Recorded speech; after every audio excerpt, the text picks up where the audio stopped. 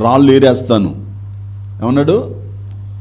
పాదును తవ్వి రాళ్ళను ఏరుతాను, దాని చుట్టూ ఎరువేస్తాను, దానికి నీరు పెడతాను, ఎరువేస్తాను, దానికంటే ముందు తవ్వుతాను.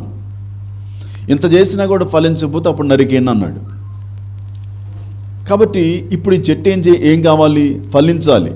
అది ఫలించాలంటే ఖచ్చితంగా తవ్వుతున్నా ఎరువేస్తున్నా ఓర్చుకోవాలి. ఎరువు చాలా పవర్ ఉంటుంది కదా, ఆ పవర్ తట్టుకోవాలి.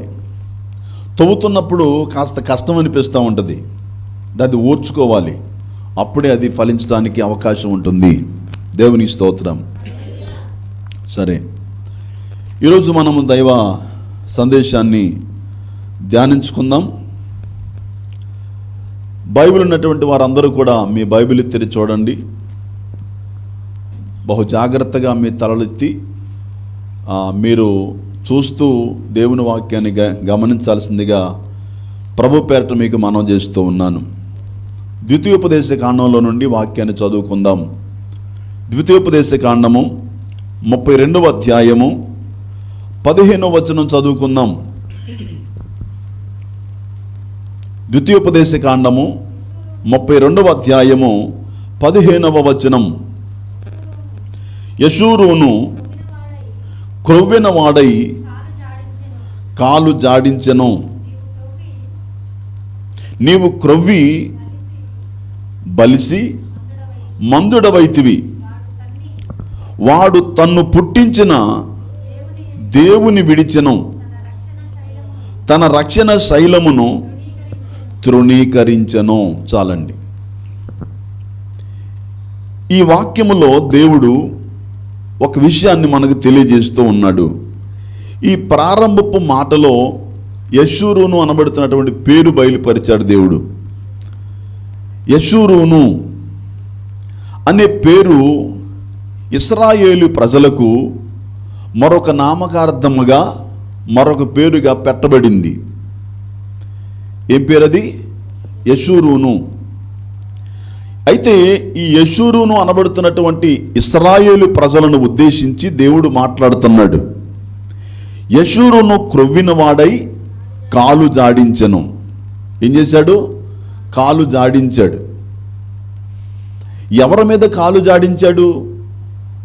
ఎవరు యెషూరూను అంటే ఇశ్రాయేలు అనుకున్నాం మనం. ఇక్కడ యెషూరు అనగా ఇశ్రాయేలు, ఇశ్రాయేలు అనగా ఇశ్రాయేలు ప్రజల జనాంగం, ఇశ్రాయేలీలు. ఇశ్రాయేలీలు ఎలా ఉన్నారు? దేవుని మీద కాలు జాడిస్తూ ఉన్నారట. ఎందుకు జాడిస్తున్నారు కాలు? చెప్పండి. ఎందుకు? యెషూరును క్రొవ్విన వాడై కాలు జాడించాడు. ఒక్కసారి యెషూరును పరిస్థితిని మనం జ్ఞాపకం చేసుకోవాలి. దేవుని బిడ్డలారా, యెషూరూను అనబడుతున్నటువంటి ఇశ్రాయేలు పరిస్థితి మనకు తెలుసు. ఒక సందర్భంలో అన్నచేత తరమబడినటువంటి యాకోబు మేనమామ దగ్గరికి వెళ్ళి కొంతకాలం అక్కడ నివాసం చేసి వివాహం చేసుకుని పిల్లలను ఆస్తిని కలిగి మరలా సొంత ప్రాంతానికి వచ్చి దేవుని జనాంగముగా పిలువబడినటువంటి అనుభవం మనకుంది. ఆ తరువాత ఇశ్రాయేలు అనబడుతున్న యాకోబు కుమారుడైనటువంటి యోసేపు కనాను దేశంలో నుంచి ఐగుప్తు దేశానికి వెళ్ళి ఐగుప్తులో నివసిస్తూ ఐగుప్తులో ఒక మంచి స్థానంలో ఉండటం జరిగింది. ఆ తర్వాత కనానులో కరువు వచ్చినప్పుడు కరువులో ఉన్నటువంటి తన తండ్రిని, తన సహోదరులను ఎలాగనైనా పోషించుకోవాలన్న తాత్పర్యం కలిగిన వాడై వర్తమానం పంపాడు యోసేపు యాకోబుకు. ఆ వర్తమానం విన్నటువంటి యాకోబు చాలా సంతోషించి యోసేపు దగ్గరకు తన కుటుంబాలతో ప్రయాణమయ్యాడు. 70 మందిగా కలిసి ఐగుప్తుకు వెళ్ళినట్లుగా వాక్యాధారాలు ఉన్నాయి. అక్కడికి వెళ్ళినటువంటి ఈ యాకోబు యొక్క సంతతి అంతా కూడా అక్కడే ఉంటూ విస్తరించడం జరిగింది. అప్పుడు ఇశ్రాయేలీయుల సంఖ్య వృద్ధి పొందుతున్న తర్వాత యోసేపు మరణమై, యాకోబు కూడా మరణమై, ఇందులో ఉన్నటువంటి ప్రముఖులందరూ కూడా మరణించిన తర్వాత ఆ ఇశ్రాయేలు జనాంగం ఐగుప్తులోని నివాసం చేస్తూ ఉన్నారు. వారు సంఖ్యపరంగా విస్తరిస్తూ ఉన్నారు. ఆ సమయంలో వారి యొక్క అభివృద్ధిని ఓర్చుకోలేనటువంటి ఐగుప్తు రాజు వారిని ఏలకలుగా ఉంచకుండా బానిసలుగా చేశాడు. అప్పటి వరకు యోసేపు అనబడుతున్న యాకోబు కుమారుడు ఐగుప్తు దేశానికి ఒక నాయకునిగా, ఒక ఏలికగా ఉన్నాడు. ఇప్పుడున్నటువంటి ఇశ్రాయేలీలు బానిసలుగా బ్రతుకుతున్నారు. ఏలేవాడు ఏది కావాలంటే అది తెచ్చుకోవచ్చు, కానీ బానిస ఏది ఇస్తే అది తీసుకోవటమే తప్ప తనకు స్వాతంత్రం, స్వేచ్ఛ అనేది ఉండదు. అక్కడ స్వేచ్ఛ లేనటువంటి జీవితాలను జీవిస్తూ చాలనటువంటి కూలీతో, ఆకలి తీరనటువంటి ఆహారంతో బ్రతుకుతున్నారు ఇశ్రాయేలీలు. అలాంటి దుస్థితిలో ఇశ్రాయేలు ప్రజలు తమ దేవునికి ప్రార్థనలు చేయటం ప్రారంభించారు. దేవునికి ప్రార్థనలు చేయగా దేవుడు వారిని విడిపించడానికి మోషేని ఏర్పరచుకున్నాడు. స్తోత్రం. ఇదంతా మనం ఎరిగిందే. ఆ తర్వాత వారు ఐగుప్తులో నుంచి కనాను దేశానికి దైవ వర్తమానం ద్వారా, మోషే యొక్క సహకారం ద్వారా ఐగుప్తులో నుంచి బయటకు రావటం జరిగింది. వీరి టార్గెట్ ఏంటంటే కనానుకు వెళ్ళాలి. ఎక్కడి నుంచి? ఐగుప్తులో నుండి కనానుకు వెళ్ళాలి. మరి ఎవరు తీసుకెళ్తారు అక్కడికి? మోషే తీసుకెళ్ళగలడా? ఎవరు నడిపిస్తానని చెప్పింది?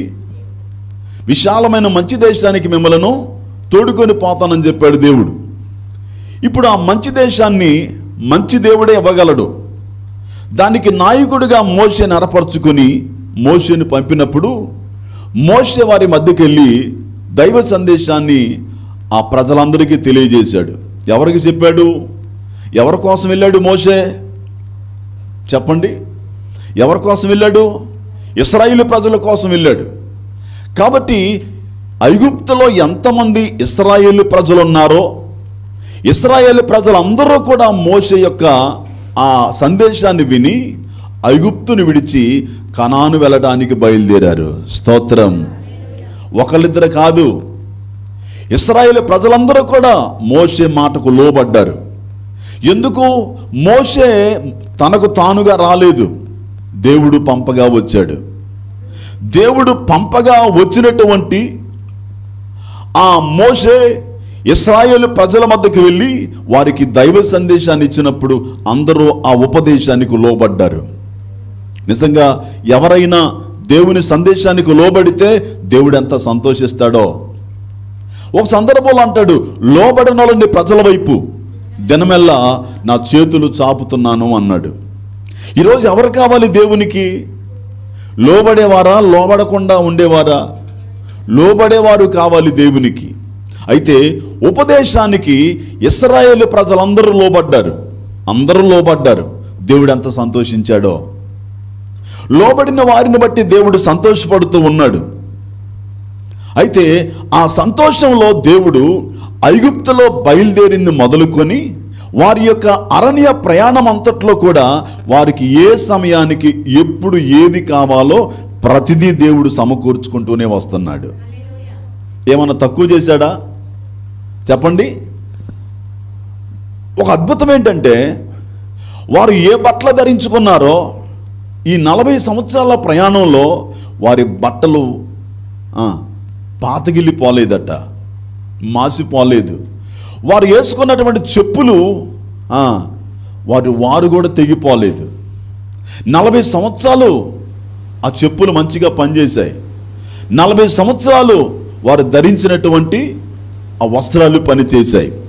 దేవుని బిడ్డలారా, ఇలాంటి కార్యాలు మాత్రమే కాకుండా వారికి సమయానికి ఆహారాన్ని ఇస్తూ, వారి దాహం కొరకు నీళ్ళనిస్తూ, వారు మాంసం కావాలని కోరుకున్నప్పుడు దేవుడు కోరాకులు బదులుగా మాంసాన్ని ఇచ్చి వారిని పోషించుకుంటూ వచ్చాడు. ఇలా ఈ విధంగా ఐగుప్తు యొక్క బంధకాల నుంచి వారిని విడిపించి వారిని అరణ్య మార్గము గుండా కనానుకి తీసుకెళ్లాలని దేవుడు ఆలోచన చేసి నడిపిస్తూ ఉన్నాడు.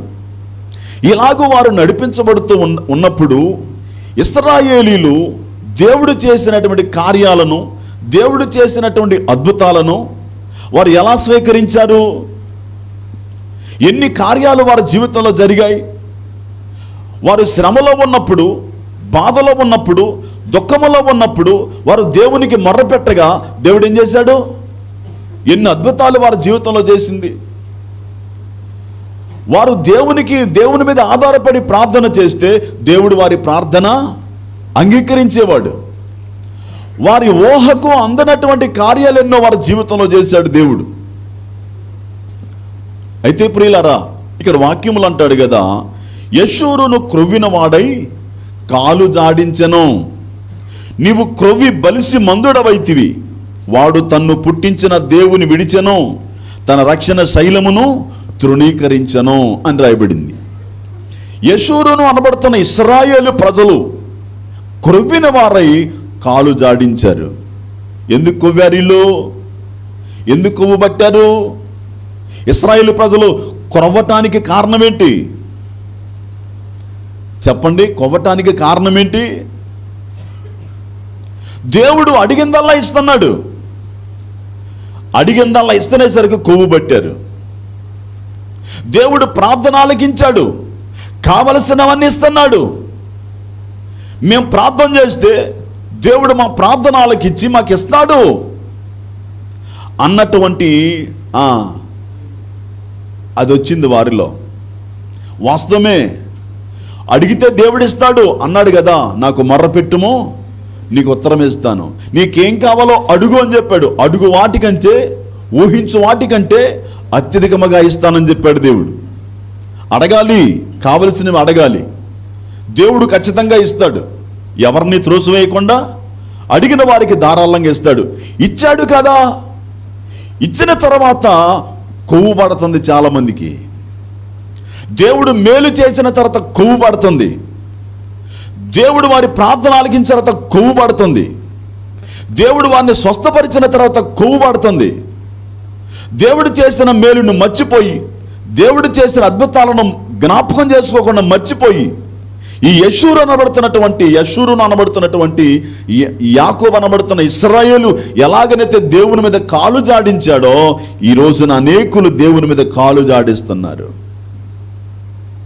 ఆపదలో ఉన్నప్పుడు, కష్టములో ఉన్నప్పుడు ఆ కాళ్ళు మడతబెట్టి మోకాళ్ళేసి ప్రార్థన చేసిన వారే అవసరం తీరిపోయిన తర్వాత, బాగుపడిన తర్వాత, మేలు పొందుకున్న తర్వాత, లాభం పొందిన తర్వాత దేవుని మీదనే కాలు జాడించే స్థితిలో ఉన్నారు. యెషూరును అలాగే ఉన్నాడు, దేవుని మీద కాలు జాడిస్తున్నాడు. నా ప్రియమైన దేవుని బిడ్డలారా, ఓసారి చదువుకుందాం. 73వ కీర్తన 7వ వచనం చూడండి. 73వ కీర్తన 7వ వచనం. క్రొవ్వు చేత వారి కన్నులు మెరకలయ్యున్నవి, వారి హృదయాలోచనలు బయటికి కానవచ్చుచున్నవి. క్రొవ్వు చేత వారి కన్నులు మెరకలయ్యున్నవి. ఇశ్రాయేలీలు ఏమయ్యారు? కొవ్వారు. ఇశ్రాయేలీలు కొవ్వు పట్టారు. చెప్పండి, ఏమైంది? వారు కొవ్వు పట్టేసరికి ఏమైనాయి? కళ్ళు మెరకలైనవి. కళ్ళు ఉన్నాయి కదా, ఈ కంటి దగ్గర దీనికి మెరక ఎక్కడా? మెరకంటే నెత్తి. ఇశ్రాయేలీయులకు కళ్ళు ఎక్కడికి వచ్చాయి? నెత్తికి వచ్చినాయి, నెత్తికెక్కినాయి. కొంతమందిని అంటారు కదా, వీళ్ళకి కళ్ళు నెత్తికెక్కినాయి అంటారు. ఇశ్రాయేలీయులకు కూడా కళ్ళు నెత్తికెక్కాయి. దేవుని జనాంగమే, దేవుని ప్రజలే, దేవుని ద్వారా మేలు పొందుకున్న వారే, దేవుని ద్వారా స్వస్థత పొందుకున్న వారే, దేవుని ద్వారా ఆశీర్వదించబడిన జనాంగమే కానీ కళ్ళు నెత్తికెక్కినాయి. కళ్ళు నెత్తికెక్కినప్పుడు మాటలు మారిపోయాయి. పొగరబట్టిన మాటలు మాట్లాడుతున్నారు, చేయరాని కార్యాలు చేస్తున్నారు, మాట్లాడకూడని మాటలు ఉచ్చరిస్తున్నారు, వెళ్ళకూడని స్థలాలకి వెళుతున్నారు.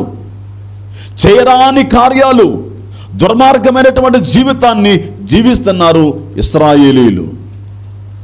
అందుకనే వారు కొవ్వు పట్టింది కాబట్టి కళ్ళు నెత్తికెక్కినప్పుడు కన్ను మిన్ను కానరాట్లేదు అంటారు. దేవుని బిడ్డలారా, ఏం చేస్తున్నారో అర్థం కానటువంటి స్థితిలో ఉన్నారు ఇశ్రాయేలీలు. దేవుడు వారిని ఎందుకు ఏర్పరచుకున్నాడు, ఐగుప్తులోంచి వారిని ఎందుకు నడిపించాడు, ఎందుకు కనానికి తీసుకెళ్తానన్నాడు, ఇదంతా కూడా మర్చిపోయారు. దేవుడు వారి యొక్క మార్గములో, వారి దారిలో ఎన్ని కార్యాలు, ఎన్ని అద్భుతాలు వారి పట్ల చేసింది. దేవుని బిడ్డలారా, ఇలాంటి కార్యాలు చేసినప్పుడు బైబిల్ అంటాడు, యెహోవా చేసిన ఉపకారములలో దేనిని మరవకూడదు. దేవుడు నీకు ఉపకారం చేశాడా, అపకారం చేశాడా? దేవుడు నీకు ఉపకారం చేసినప్పుడు నువ్వు కూడా ఉపకార బుద్ధి కలిగి ఉండాలి. ఇశ్రాయేలు ప్రజలు దేవుడు తమకు చేసిన ఉపకారాన్ని మర్చిపోయారు. పాట అయితే పాడతారు, నీవు చేసిన ఉపకారములకు నేనేమి చెల్లింతును, ఏడాది కోడెలనా వేలాది పొట్టేళ్ళనా, నీవు చేసిన ఉపకారములకు నేనేమి చెల్లింతును. ఏంటవి? ఎన్ని ఉపకారాలు దేవుడు మన జీవితంలో చేసినవి. నీవు చేసిన ఉపకారములకు నేను ఏమి చెల్లింతును? వేలాది నదులంతా విస్తారమైన తైలం, ఏడాది కోడెలు, వేలాది పొట్టేళ్ళు. ఏమి ఇవ్వగలిగాం? పాటకే పరిమితమైనవి మన జీవితాలు. దేవుని బిడ్డలారా, ఇశ్రాయేలు ప్రజల జీవితంలో ఎన్ని కార్యాలు చేశాడో దేవుడు. ప్రతి కార్యాన్ని మర్చిపోయారు. వీళ్ళెవరో తెలుసా? కృతజ్ఞత లేనివారు. వీరిని ఇంకో మాట అనొచ్చు, విశ్వాస భ్రష్టులు అనొచ్చు. విశ్వాసం ఉంది జీవితం అంటే, విశ్వాసులుగా పిలవబడుతున్నారు కానీ జీవితంలో విశ్వాసం లేదు. ఇటువంటి ఇశ్రాయేలు ప్రజలను ఉద్దేశించి దేవుడు మాట్లాడుతున్నాడు. కురువు చేత వారి కన్నులు మెరకలై ఉన్నవి. బాగా కొవ్వు పట్టారు. దేవుడు పెట్టింది తిన్నారు, దేవుడిచ్చింది పొందారు, దేవుని ద్వారా స్వస్థత పొందుకున్నారు, దేవుని చేత మేలు పొందుకున్నారు, కానీ కొవ్వారు బాగా. దేవుని బిడ్డలారా, యెషూరును అంటే యథార్థవంతుడు అని అర్థం. యెషూరును అనగా యథార్థవంతుడు. యథార్థవంతులు ఏం చేయాలి? యథార్థవంతులు ప్రతి చోట కూడా యథార్థంగానే ఉండాలి. బైబిల్ అంటాడు, యథార్థవంతుడు నష్టము కలిగిన మాట తప్పడు. వారైతే దేవునికి ప్రార్థన చేశారు, దేవా ఈ ఐగుప్తు నుంచి మమ్మల్ని విడిపించయ్యా అని దుఃఖపడి ఏడ్చి మొరలు పెట్టారు దేవునికి. తీరా దేవుడు విడిపించిన తర్వాత దేవుని మీదే కాలు జాడించారు. విడిపించిన దేవుణ్ణి మర్చిపోయారు, విడిపించినటువంటి దేవుణ్ణి వదిలిపెట్టారు.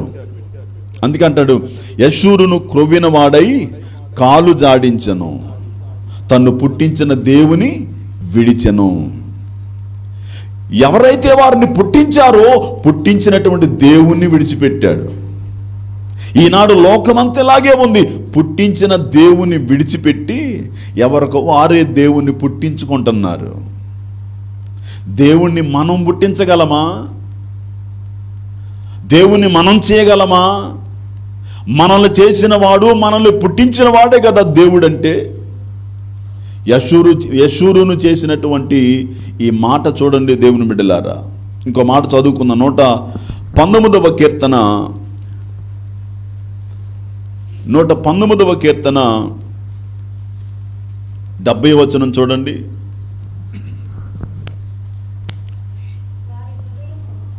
వారి హృదయము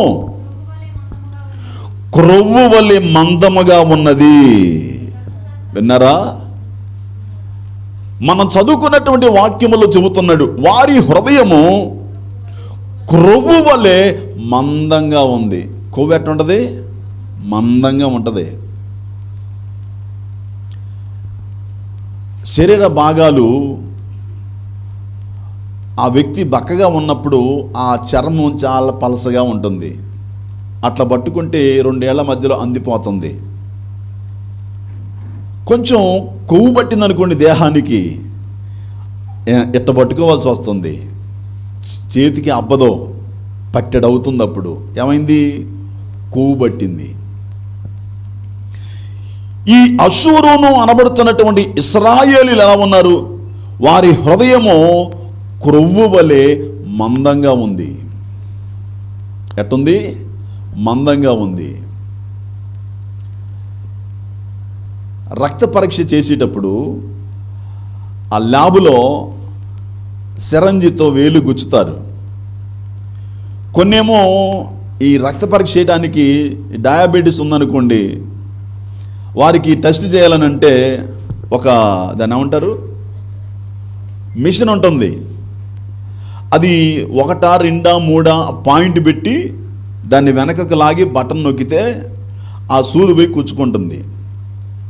చర్మం పలసగా ఉంటే 1వ నెంబర్ సరిపోద్ది.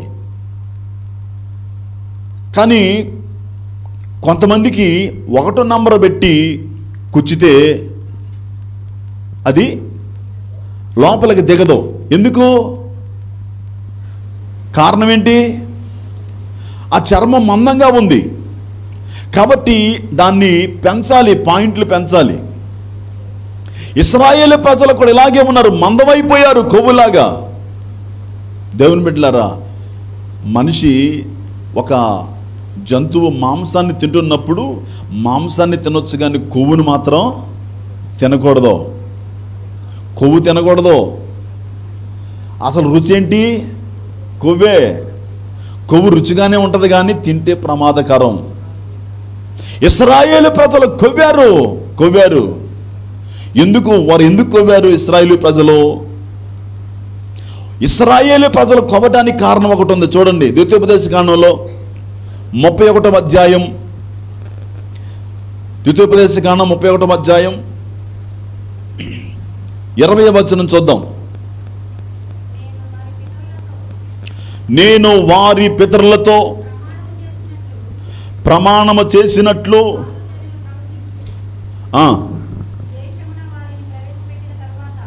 పాలు తేనెలు ప్రవహించు దేశమున వారిని ప్రవేశపెట్టిన తరువాత వారు తిని త్రాగి తృప్తి పొంది కొవ్విన వారై అన్య దేవతల తట్టు తిరిగి వాటిని పూజించి నన్ను తృణీకరించి నా నిబంధనను మీరుదురు. దేవుని బిడ్డలారా, ఇశ్రాయేలు ప్రజలు వారు క్రొవ్వటానికి కారణం ఏంటంటే, వారు పాలు తేనెలు ప్రవహించే దేశమున వారిని ప్రవేశపెట్టిన తర్వాత వారు తిన్నారు, త్రాగారు. తిని తాగి కొవ్వు పట్టారు. దేవుడిచ్చిందల్లా తిన్నారు, దేవుడిచ్చినవన్నీ తాగారు. వారు బతుకంతా తినటానికి తాగటానికే సరిపోయింది. కొంతమందిని చూడండి, తినటానికి ఉన్న ఆరాటం దేవుని కోసం ఉండదు. ఇశ్రాయేలు ప్రజలు అలాగే ఉన్నారు. వారు క్రొవ్విన వారయ్యి తిని త్రాగి అన్య దేవతల తట్టు తిరిగి వాటిని పూజించి దేవుని తృణీకరించారు. యశూరును క్రొవ్విన వాడై ఏం చేశాడు? దేవుని మీద కాలు జాడించి దేవుని విడిచిపెట్టాడు కదా. ఇక్కడ తెలియజేస్తున్నాడు, అసలు ఇశ్రాయేలు ప్రజలు దేవుని మీద కాళ్ళు జాడించడానికి, దేవుని విడిచిపెట్టడానికి కారణం ఏంటంటే వారు కొవ్వు పట్టింది. ఎందుకు వచ్చింది ఆ కొవ్వు? వారు దేవుడు చేసిన మేలును మర్చిపోయారు. తిన్నారు, త్రాగారు అని అంటే దేవుడు వారికి మేలు చేశాడు. దేవుడు చేసినటువంటి మేలును మర్చిపోయి ఏం చేశారు? క్రొవ్వి అన్య దేవతల తట్టు తిరిగారు. అన్య దేవతల తట్టు తిరిగి వాటిని పూజించి దేవుని నిబంధన మీరారు. బైబిల్ అంటాడు లోకమందు దేవత వట్టిది అన్నారు.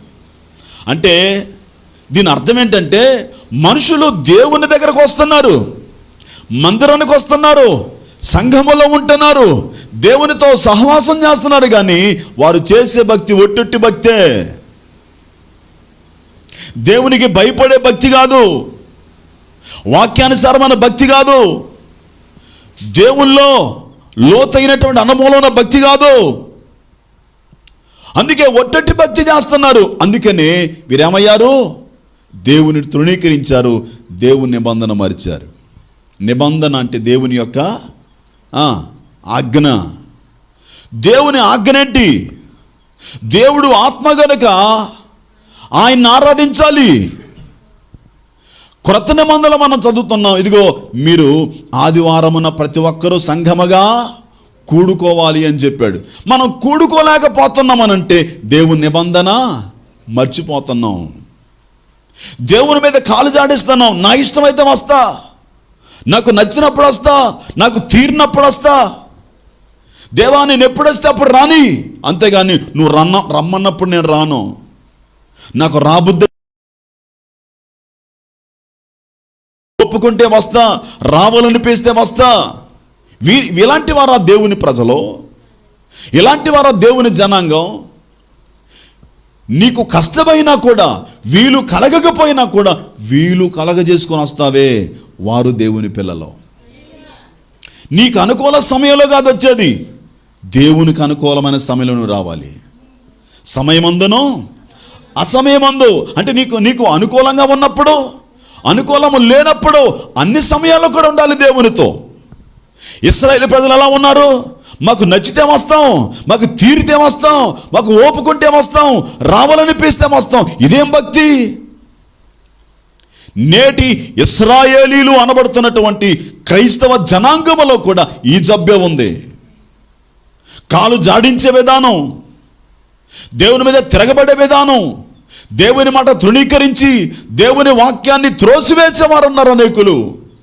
అయితే దేవుని బిడ్డలారా, దేవుడు మనకి తెలియజేస్తున్నాడు, పాలు తేనెలు ప్రవహించే దేశమున వారిని ప్రవేశపెట్టిన తర్వాత వారు తింటున్నారు, త్రాగుతున్నారు. నేను తాగను, నేను తిరగను అని చెప్పి దేవుని దగ్గరకు వచ్చి రక్షణ బాప్తిస్మం పొంది సంఘములో కొనసాగి ఆత్మలో ఎదుగుతూ మరలా వెళ్ళిపోయి మరలా తాగుడుకు బానిసలైపోయి, ఆ తిరుగుడుకు బానిసలైపోయి భ్రష్టత్వం కలిగి జీవిస్తున్నటువంటి వారు ఉన్నారు నేటి సమాజంలో. ఇందుక దేవుడు రక్షించుకుంది. ఐగుప్తులో ఉన్నప్పుడు ఏమేడిసావు? ఏమేడుపది? నన్ను విడిపించయ్యా, విడిపించయ్యా అని ఏడ్చావు. నీ సాక్షిగా ఉంటానే అని ఏడ్చావు. ఇప్పుడు విడిపించిన తర్వాత కాలు జాడిస్తున్నావు. దేవుని భయం ఉందా కొంచెమైనా? దేవుని వాక్యం అంటే లోబడే విధానం ఉందా కొంచెమైనా? దేవుడు గమనించారా? ఈ జనాంగం ఎలాగున్నారంటున్నాడు. వారు ఏం చేశారంట? కన్నులారా చూచారు. ఏం చూశారు? యెహోవా కార్యాలు కన్నులారా చూశారు. ఓ మాట అడుగుతున్నాను, మీ కళ్ళ ముందు ఎన్ని కార్యాలు చేశాడు దేవుడు? ఏం చేయలేదా? మాట్లాడలేదు ఎవరు? ఎన్ని కార్యాలు కళ్ళారా చూసావు? ఎంతోమంది సాక్ష్యాలు చెబుతున్నారు ఇక్కడ నిలబడి. ఏం చేశావు? వారు చెప్పే ప్రతి సాక్ష్యం విన్నావు, కళ్ళారా చూసావు, చెవులారా విన్నావు. తర్వాత మనసారా గ్రహించలేకపోతున్నాం. చూసాం, విన్నాం, గ్రహించకుండానట్లు నా వైపు తిరిగి నా వలన స్వస్థత పొందకుండానట్లు వారి హృదయము క్రొవ్వినది. మనిషికి ఏం కావాలి? శరీర స్వస్థత, రోగం పోవాలి, శరీరానికి స్వస్థత కావాలి. దీని మీదనే దృష్టి నిలిపారు. ఈనాడు లోకం కూడా దీన్నే మనకి బాగా చూపిస్తుంది.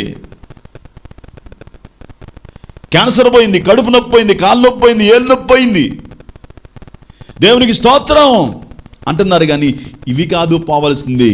ఎక్కడట? స్వస్థత. మన బుద్ధికి స్వస్థత రావాలి. మన హృదయము స్వస్థత పొందాలి. మన అంతరంగంలో రావాలి స్వస్థత. అంతరంగంలో స్వస్థత లేకుండా, మనసులో స్వస్థత లేకుండా, బుద్ధిలో స్వస్థత లేకుండా మనము దేవుని పిల్లలమని పిలవబడలేము. ఒకవేళ శరీరానికి కలిగిన స్వస్థత పోయినంత మాత్రాన ఆ మనిషికి దేవుని రాజ్యంలో స్థానం ఉండదు. శరీర రోగం పాగిపోయినా పర్వాలేదు, కానీ మనం మాత్రం ఆత్మ సంబంధంగా సంపూర్ణమైన స్వస్థత పొందుకోవాలి. దేవునికి మహిమ కలుగునుగాక. ఈ ప్రజలు కనులారా చూచి, చెవులారా విని, మనసారా గ్రహించి నా వలన స్వస్థత పొందుకున్నట్లు వారి హృదయము క్రొవ్వెనిది అంటున్నాడు. ఎందుకు తెలుసుకోలేకపోతున్నారు? ఎందుకు దేవుని అర్థం చేసుకోలేకపోతున్నారు? ఎందుకు దేవుని సన్నిధిని ప్రేమించలేకపోతున్నారు? ఎందుకు దేవుణ్ణి అనుసరించలేకపోతున్నారు? చూడలేదా? వినలేదా? విన్నారు, చూశారు, కానీ వారి మనసులో, వారి హృదయములో, వారి తలంపులో స్వస్థత లేదు. కాబట్టి దేవుని విడిచిపెట్టారు, దేవుని తృణీకరించారు, దేవుని మీద కాలు జాడించారు. ఎన్ని కార్యాలు, ఎన్ని కార్యాలు! ఓ సందర్భంలో అంటాడు, ఇదిగో ఇశ్రాయేలు ప్రజలారా, వారి నాయకుడిగా ఉన్న మోషే, నేను నీ మాట విని ఈ ప్రజలను పోనివ్వటానికి యెహోవా ఎవడో? ఏమడిగాడు? యెహోవా ఎవడో? యెహోవా ఎవడు అని ఎవరు అడిగారు? చెప్పాలి. ఫరో. దేవుడు తెలియదు ఫరోకు, యెహోవా ఎవడు అన్నాడు. అది సమంజసంగానే ఉంది.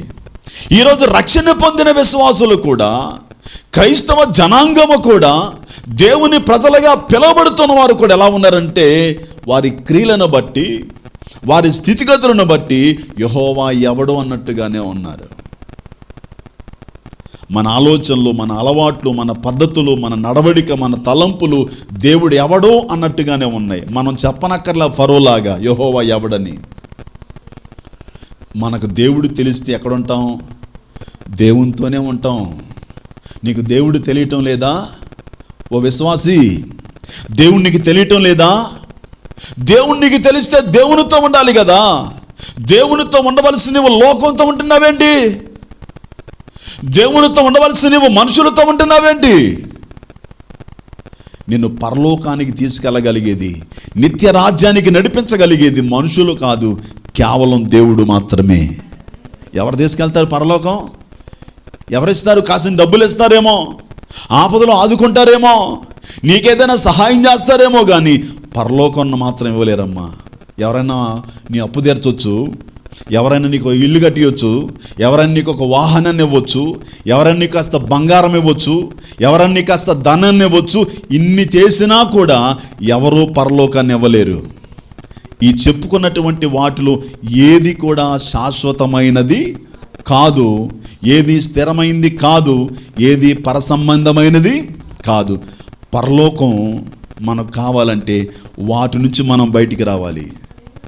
దేవుని రాజ్యాన్ని మనకు దక్కకుండా ఇవే మనల్ని చేసేది, దూరం చేసేది. అందుకే వాక్యంలో చెబుతున్నాడు ప్రియులారా. ఇక్కడ వాక్యంలో అంటాడు, యశూరును క్రొవ్వినవాడై కాలు జాడించెను. యశూరును క్రొవ్వినవాడై కాలు జాడించెను. వాడు తన్ను పుట్టించిన దేవుని విడిచిపెట్టాడు. పుట్టించిన దేవుని విడిచిపెట్టాడు. నేను అడుగుతాను, మీ నాన్న పేరేంటని చెప్పగలుగుతారా? గుర్తుందా మీ నాన్న పేరేంటో? దాసాం గారు, మీ నాన్న పేరు చెప్పండి. ఆనంద్ ఉన్నాడా?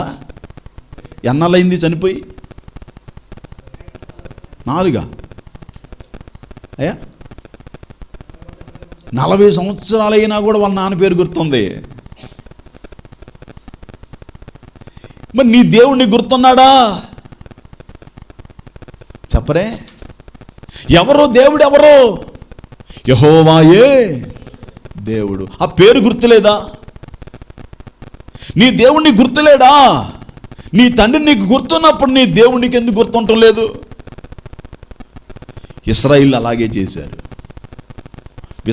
ఇశ్రాయేలు ప్రజల్లో ఉన్న అవివేకం ఏంటి తెలుసా? అజ్ఞానం.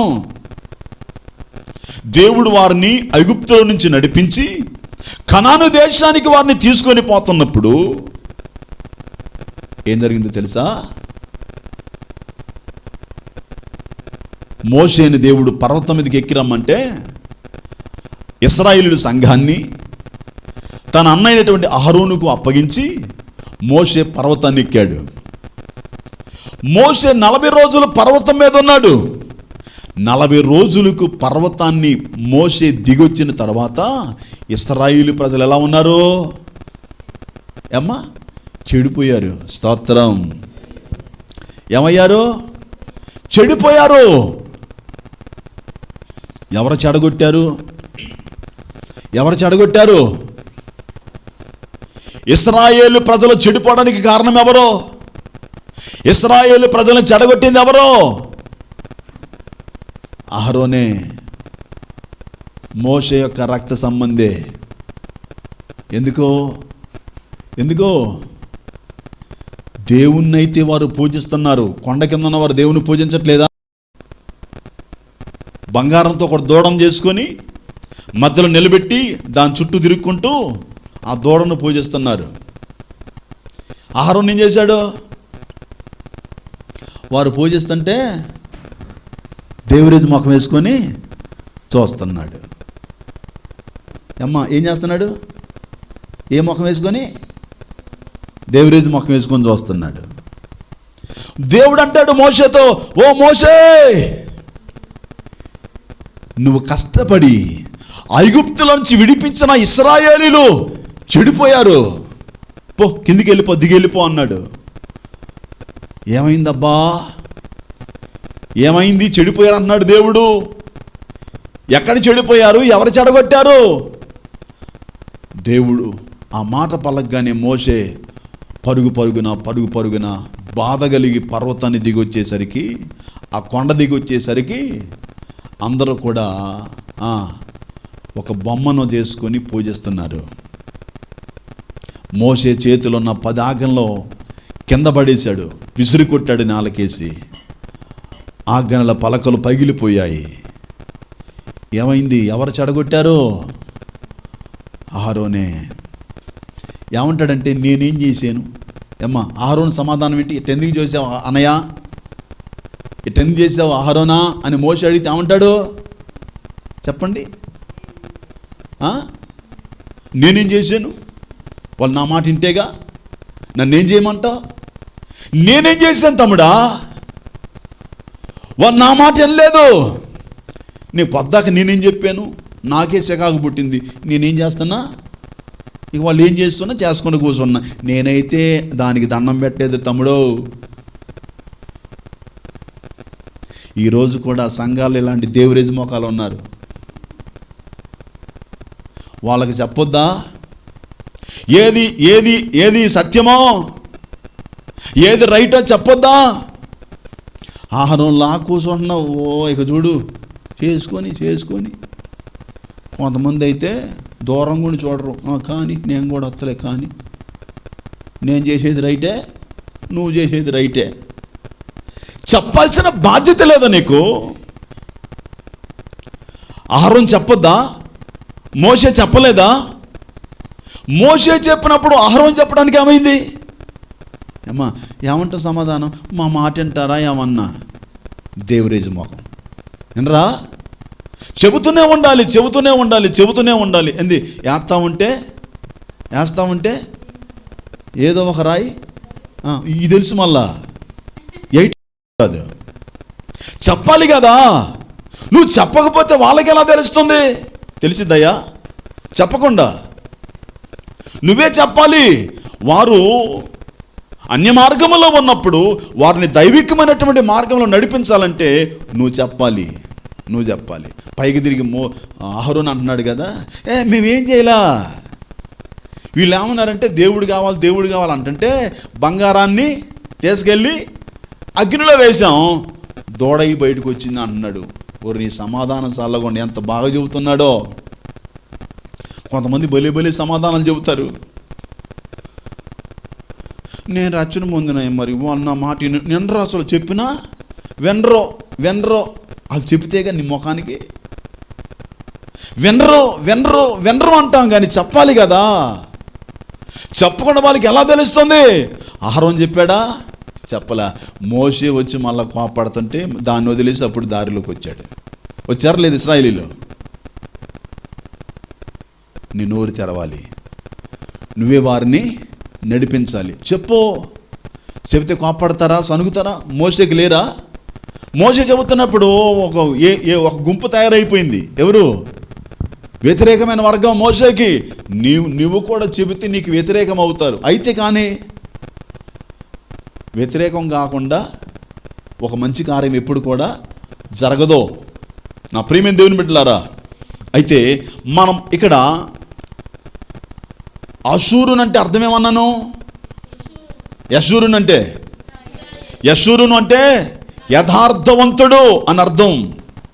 అయితే ఈనాడు లోకములో యథార్థవంతులు, యథార్థత కలిగిన వారు ఎలాగున్నారు? చూడండి, ఒక మాట చదువుకుందాం. మీకా గ్రంథం 7వ అధ్యాయము 4వ వచనం చదువుకుందాం. వారిలో మంచివారు ముండ్ల చెట్టు వంటి వారు, వారిలో యథార్థవంతులు ముండ్ల కంచె కంటెను ముండ్లుగా ఉందురు. ఎట్టున్నారయ్యా యథార్థవంతులు? ఎట్టున్నారు చెప్పండి. నేను చాలా యథార్థంగా ఉంటున్నాండి. ఎట్లా యథార్థంగా ఉంటున్నాను నేను దేవుని దగ్గర? వారం ప్రార్థనకు వస్తున్నా, దశమ భాగం ఎత్తున్నా, ప్రార్థన చేసుకుంటున్నా, గుడికి వస్తున్నా, ఇన్ని చేస్తున్నా అంటారు. మరి యథార్థంగా ఉన్నప్పుడు ఆ ముళ్ళేంటి? నువ్వు మాట్లాడే ఒక్కొక్క మాట ముళ్ళులా గుచ్చుకుంటుంది. మాట మారలేదు, మళ్ళీ యథార్థంగా ఉన్నామని చెప్పుకుంటున్నాం. ఎంత సౌమ్యంగా తయారైపోవాలి, ఎంత సాత్వికం రావాలి దేవుని పిల్లలకు. వారిలో యథార్థవంతులు ముండ్ల కంచెవలే ముళ్ళుగా ఉంటున్నారంట. యథార్థవంతుడు ముళ్ళులాగా ఉండటం ఏంటి? యేసు ప్రభువుని బట్టి బైబిల్ అంటాడు కదా, ఓ మరణమా నీ ముళ్ళు ఎక్కడ? ఏది ముళ్ళు? ఏది? ఏమైంది ముళ్ళు? యేసు ప్రభు విరిచేశాడు ముళ్ళు. మరి నీ ముళ్ళు ఇరిగిందా? కూర్చుతున్నావు ఇంకా? ముళ్ళు ఎంత పదునుగా ఉంటుందో ఈ రోజున అంత పదునైనటువంటి మాటలు కలిగిన వారు ఉన్నారు. ఇక చావాలనిపించింది ఆ మాటలకు. అర్థం చేసుకోండి ప్రియులారా, వారిలో యథార్థవంతులు ముళ్ళుగా ఉన్నారంట. దేవుని పిల్లలంగా మనలో ఉన్న ప్రతి ముళ్ళు ఇరిగిపోవాలి, ప్రతి ముళ్ళు ఎరగొట్టబడాలి. ఎప్పుడు ముళ్ళు ఇరిగేది? యేసు ప్రభు చనిపోయిన తర్వాత, తిరిగి పునరుద్ధానుడై లేచిన తర్వాత మరణపు ముళ్ళు విరిగిపోయింది. మనం కూడా శారీరకంగా చచ్చి ఆత్మ సంబంధంగా లేచినప్పుడే ఆ ముళ్ళు ఇరిగిపోద్ది మనలో. ఇంకా ముళ్ళు ఇరగలేదంటే నువ్వు దైవికంగా తిరిగి లేచిన అనుభవంలో లేవు. ఆలోచించాలి ప్రియులారా బాగా. ఇంకో మాట జ్ఞాపకం చేస్తాను. యథార్థతను కూర్చున్నటువంటి మాట యోబు గ్రంథంలో 2వ అధ్యాయం చూడండి. యోబు గ్రంథము 2వ అధ్యాయం 9వ వచనం చదువుకుందాం.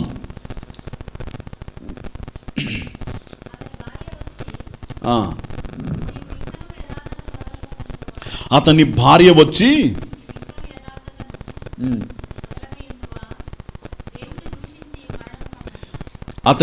వచ్చి నీవు ఇంకనూ యథార్థతను వదలక ఎందువా దేవుని దూషించి మరణము కమ్మనెను.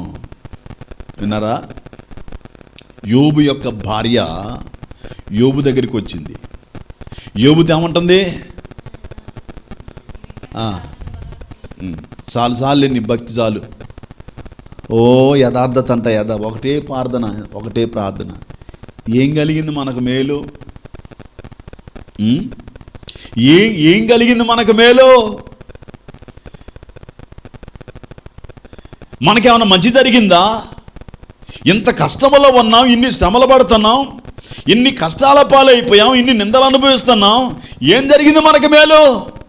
దేవుడు దేవుద్దు మనకు. ఏం చెబుతుంది? ఏంటి నీ యథార్థత? నీ యథార్థతను వదిలేయి, దేవుని దూషించు. ఏం చెబుతుంది? యథార్థవంతుడు దేవుని దూషించగలడా? దూషించలేరు. నిజంగా మనం యథార్థవంతులమైతే దేవుని దూషించలేము, దేవుని మహిమపరుస్తాం. ఎప్పుడు? కలిసి వచ్చినప్పుడే కాదు, నష్టంలో కూడా దేవుని మహిమపరుస్తాం. యోబు జీవితం అలాగే ఉంది. భార్య అంటుంది, దేవుని దూషించి ఎందుకు ఇంకా నీకు యథార్థత? ఇంకనో యథార్థంగానే ఉంటావా? ఎందుకయ్యా నీకు యథార్థత? ఆలోచించండి. మన కుటుంబంలో మనం యథార్థంగా ఉన్నామా? ఒక భార్యగా నీ ఇంట్లో నువ్వు యథార్థంగా ఉంటున్నావా? ఒక భర్తగా నీ ఇంట్లో నువ్వు యథార్థంగా ఉంటున్నావా? నీ కుటుంబంలో నువ్వు యథార్థంగా ఉంటున్నావా? బైబిల్ అంటాడు, దేవుడు యథార్థవంతులకు దేవుడు ఏ మేలు చెయ్యక మానడో. దేవుడు మనకు మేలు చేయాలంటే మనం యథార్థత కలిగి ఉండాలి. నా ప్రేమైన దేవుని బిడ్డలారా, యెషూరును క్రొవ్విన వాడై కాలు జాడించెను. ఏం చేశాడు? యెషూరును అనగా యథార్థవంతుడు. యెషూరును అంటే ఇశ్రాయేలుకి మరొక పేరు యెషూరును అనగా యథార్థవంతుడు. ఏది నీ యథార్థత? ఎక్కడ కనపడాలి యథార్థత? దేవుని మందిరానికి రావడంలో కనబడాలి, దేవునికి ఇవ్వడంలో కనబడాలి, దేవుని ప్రేమించడంలో కనబడాలి, దేవుణ్ణి ఆరాధించడంలో కనబడాలి, మన కుటుంబంలో కనబడాలి. ప్రతి చోట కనబడాలి యథార్థత. ఈరోజు మన జీవితంలో ఉందా యథార్థత? యథార్థవంతులం అనుకుంటున్నాం, యథార్థత ఉంది అనుకుంటున్నాం. ఏం చెప్పాడు వాక్యంలో? వారిలో యథార్థవంతులు ముండ్ల కంచె కంటే ముళ్ళుగా ఉందరు. ముళ్ళ చెట్టు కంటే ముళ్ళుగా ఉంటున్నారు. ముళ్ళ కంచెలాగా ఉన్నారు. ముళ్ళ కంచెలాగా ఉంటే యథార్థత. నీ ఇంట్లో నువ్వు ఒక ముళ్ళ కంచెగా ఉన్నావు, నీ దగ్గరికి రావాలంటేనే భయం. ఓ భర్తగా, ఒక భార్యగా నీ ఇంట్లో నువ్వు ముళ్ళుగా ఉంటే నీ దగ్గరికి ఎలా వస్తారు? ముళ్ళ కంపలాగా తయారైపోయావు. నీ జోలికి వద్దామంటే భయం, ఏడగుచ్చుకుంటావునని. ఆ ముళ్ళుకు ఒక పేరు పెట్టారు, బీపీ అని. కూర్చుతున్నావు. దేవుని బిడ్డలారా, యథార్థవంతులు ఎప్పుడు కూడా ముళ్ళులాగా ఉండరు. ఏం చేయాలా? ముళ్ళు ఇరిగిపోవాలి, కూర్చే పరిస్థితి రాకూడదు. నిన్నెవరైనా తిడుతున్నారా? నీ ఇంట్లో తిడుతున్నారా? నీ చుట్టూవారు తిడుతున్నారా? నువ్వు కూడా ముళ్ళు సహించు. ఏది వారు తిట్టారో అదే వారి మీదకి వెళ్ళిపోద్ది. వినండి ప్రియులారా, ఈరోజు మనం సేవిస్తున్నటువంటి దేవుడు మనకొక మాట ఇస్తున్నాడు. ఆనాటి ఇశ్రాయేలు ప్రజల్ని ఐగుప్తులో నుంచి కనానుకు నడిపించినట్లుగా మనల్ని దేవుడు ఒక ప్రాంతానికి నడిపిస్తానని వాగ్దానం చేశాడు. ఏంటి ఆ ప్రాంతం? కనాను. అక్కడేమున్నాయి? పాలు తేనె ప్రవహిస్తూ ఉన్నాయి. గమనించండి, పాలు తేనెలు ప్రవహించే దేశానికి దేవుడు వారిని నడిపిస్తానని చెప్పాడు అనంటే ఇది కేవలం వాగ్దానం. అయితే మనం సేవిస్తున్న దేవుడు ఎలాంటి వాడు? వాగ్దాన పూర్ణుడు. మనకు చేసిన వాగ్దానాన్ని నెరవేర్చేవాడు. ఈ లోక సంపదల వైపు, ఈ లోక భోగాల వైపు ఎప్పుడు కూడా చూడొద్దు. ఇవి శాశ్వతమో కాదు. దేవుణ్ణి ఎంత మనం దేవునికి విలువివ్వాలో, దేవుని ఎంత ప్రేమించాలో, దేవుని ఎంతగా ఆరాధించాలో అది మర్చిపోతున్నాం. అపోస్తుల కార్యాల్లో ఆ ఆది సంఘములో మనము దాని గురించి మనం ఆలోచన చేస్తే వారు ఎలా ఉన్నారు తెలుసా? ఎలా ఉన్నారు? వారికి కలిగినటువంటి సంపదలో, వారికి కలిగినటువంటి ధనం తమది అని ఎవరు కూడా అనుకోలేదట. వారందరూ కూడా సమిష్టిగా పంచుకున్నారు. ఒకరు కాస్త లేమిలో ఉంటే మరొకరు వారికి సపోర్ట్గా ఉండేవారు. నా ప్రియమైన దేవుని బిడ్డలారా, ఈ సమయంలో యెషూరును అనబడుతున్నటువంటి ఇశ్రాయేలును ఉద్దేశించి దేవుడు మాట్లాడుతున్నాడు. ఇశ్రాయేలు కొవ్వాడు, దేవుడు చేసిన ఉపకారాన్ని మర్చిపోయాడు, దేవుడు చేసిన మేలు మర్చిపోయారు. ఈరోజు నీ స్థితి ఎలాగుంది? ఎన్ని మేళ్ళు చేశాడు దేవుడు నీ జీవితంలో, ఎన్ని ఉపకారాలు చేశాడో. రోగంతో ఉండి మరణ పడకలో ఉన్న నిన్ను దేవుడు లేవనెత్తి ఆరోగ్యం ఇచ్చి ఆయుష్కాలం ఇచ్చాడు. అనారోగ్యంతో ఉన్న నిన్ను దేవుడు తన హస్తం అందించి నిన్ను స్వస్థపరిచాడు. సమస్యలను నిన్ను దేవుడు విడిపించాడు. ఆర్థిక బాధలతో ఉన్నటువంటి నిన్ను దేవుడు సమృద్ధినిచ్చి పోషిస్తూ నీకు సహాయం చేస్తూ ఉన్నాడు. దేవుడు నీకు చేసిన మేలు గుర్తుందా? దేవుడు చేసిన ఉపకారం గుర్తుందా? మర్చిపోతున్నావు దేవుడు చేసినటువంటి మేలు. కాలు జాడిస్తున్నావు దేవుని మీద. నా ఇష్టమైతే వస్తా దేవుని దగ్గరికి, నాకు తీరితే వస్తా, నాకు నచ్చితే వస్తా అనుకుంటున్నావు దేవుని దగ్గర. ఇదే గుర్తుపెట్టుకోవటం, ఇదేనా దేవుని ఉపకారాన్ని మరవకుండా ఉండటం? ప్రియమైన దేవుని బిడ్డలారా, ఎన్ని కార్యాలు మన జీవితంలో జరిగిస్తాడో దేవుడు. ఆయన సన్నిధిలో కృతజ్ఞత కలిగి ఉంటే ఇంకా ఇంకా సహాయం చేయడానికి పూనుకుంటాడు. నీకు కృతజ్ఞత ఉందా దేవుని కార్యాల మీద? ఎన్ని ఆపదల నుంచి విడిపించాడు దేవుడు, కొంచెమైనా కృతజ్ఞత ఉందా? ఎన్ని మేలులు చేశాడు దేవుడు నీ జీవితంలో, కొంచెమైనా కృతజ్ఞత ఉందా? కృతజ్ఞత లేకుండా జీవిస్తే ఇంకేం కార్యాలు చేస్తాడు దేవుడు? నువ్వు కృతజ్ఞత కలిగి ఉంటే ఇంకా అద్భుతం చేస్తాడు, ఇంకా అద్భుతం చేస్తాడు. కృతజ్ఞత లేని వారిగా ఉండొద్దు.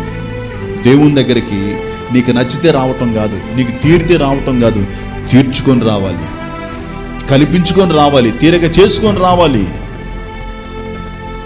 నీకు ఏదైనా కార్యక్రమం ఉంటే అన్నీ ప్రక్కన పెట్టి వెళ్ళవా అక్కడికి? దానికంటే శ్రేష్టమైనది దేవుని సన్నిధి. నువ్వు దేవుని సన్నిధిని ఎంత ప్రేమిస్తావో దేవుడు నిన్ను అంతగా ప్రేమిస్తాడు. యెషూరు అనగా యథార్థవంతుడే కానీ వారి జీవితంలో లేనిది ఏంటది? యథార్థతే. మన దేవుడు యథార్థవంతుడు. ఆయన పిల్లలంగా మనం కూడా యథార్థవంతులుగా ఉండాలని కోరుతున్నాడు. ఒకసారి పరీక్షించుకుందాం. ఎవరు మట్టుకు వారి కళ్ళు మూసుకోండి. నేను ఎలా ఉన్నాను దేవుని దగ్గర? యథార్థతగా ఉన్నానా? నా యథార్థతను కాపాడుకుంటున్నానా? దేవుడు చేసిన మేలు గుర్తుపెట్టుకున్నానా? దేవుడు చేసిన ఉపకారానికి కృతజ్ఞత కలిగి